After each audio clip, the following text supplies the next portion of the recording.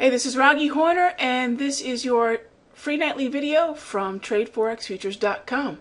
And today's story of this renewed risk on the table, risk appetite environment is really powered by what I think and what I've come to really just accept as the day has carried on, which is really an increased discounting of a stronger than expected Chinese GDP.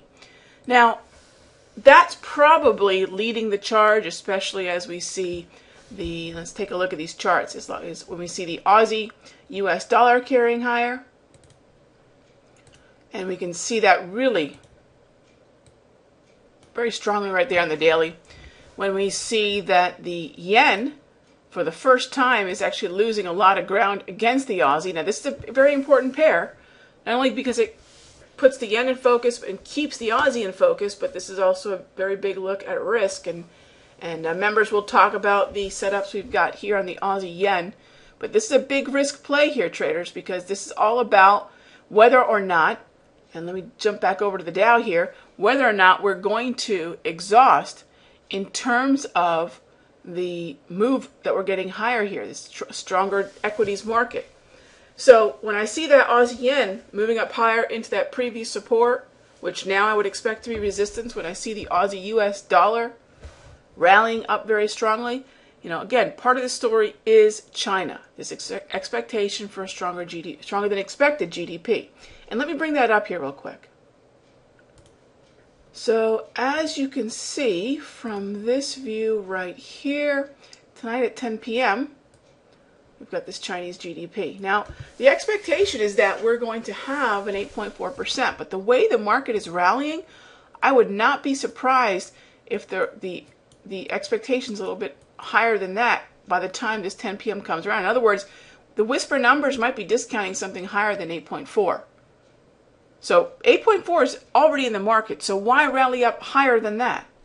Well, people are discounting that the number is going to be better than this. So what happens if we get 8.4% with the kind of rally we're seeing?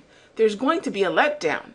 There'd probably be a letdown anyways, because when you get what you expect, you buy the rumor, sell the news, right? You discount to the rumor, unwind to the news. So I have a sneaking suspicion this expectation is going to be higher than 8.4, and that's really going to set up potentially a Friday the 13th sell-off unless we get what we are discounting here today. Now, China's not the only story, and I don't want everyone to think it's just this discounting of China and the GDP tonight. We'll see what kind of Asian session we have. And again, those of you that are Asian session traders, heads up for 10 p.m.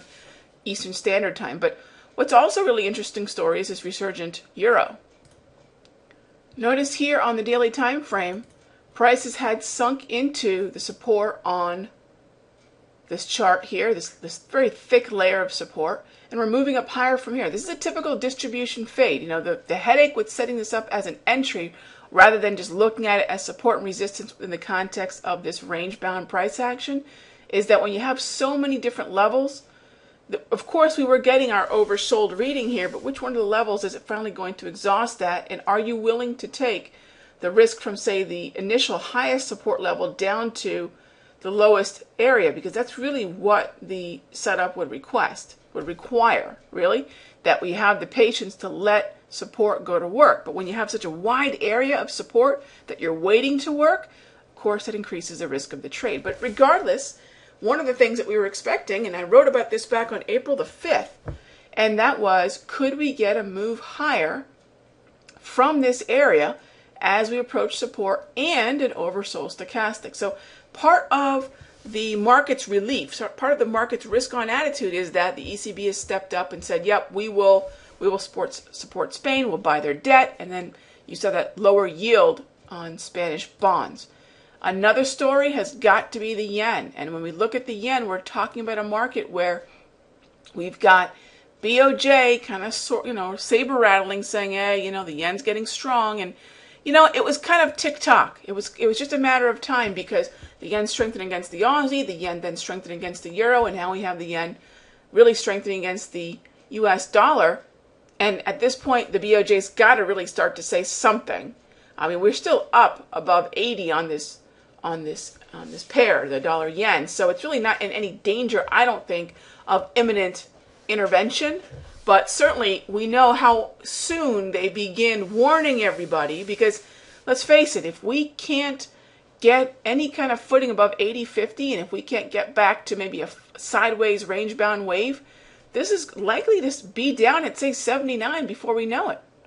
Okay, and I think the Bank of Japan knows this. We know how soon they start talking about intervention before they actually do something. You know, we know in the past where they start to intervene. And it's not really until we get into the mid-70s, so we're really way above that, but they're kind of warning the market now. If you drive us down here, we're going to do what we've done in the past. So I don't take this as something imminent, but it certainly is going to make traders think twice about what happens when we get into this area. So just keep that in mind. This is where they've acted before. But we're not really there yet, are we? In fact, there's plenty of room for our swing short to continue to work. But this talk from the BOJ does what? It weakens the yen. A weakened yen kind of reinvigorates the carry trade, even though that's kind of a backwards way to look at it. We should want to take on risk. The weaker yen shouldn't begin the risk conversation, right? But regardless, the result is the same. But it's multiple catalysts here. If China is doing better than expected, we can see the reflection of what's happening in the Aussie. It's being discounted there too. It's being discounted in the Dow. So this is really kind of going through multiple markets. This is that one mind many markets. This is that multiple market effect based upon risk on, which is coming from a number of different places.